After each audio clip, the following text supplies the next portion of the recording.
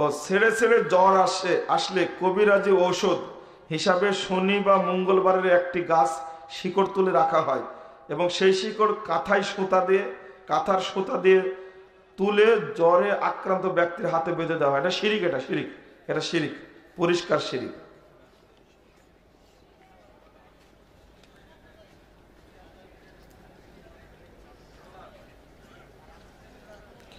আমি একজন নামাজি মানুষ, আমার পরিবারের 6-7 সদস্য, তার মধ্যে একজন ঠিক মতো সালাত আদায় করে, এখন আমার করণীয় কি?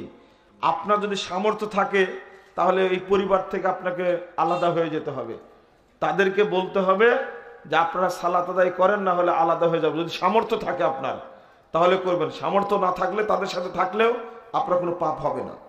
একজন করে না, 6-7 জনের মধ্যে একজন করে না, বাকি সবাই করে।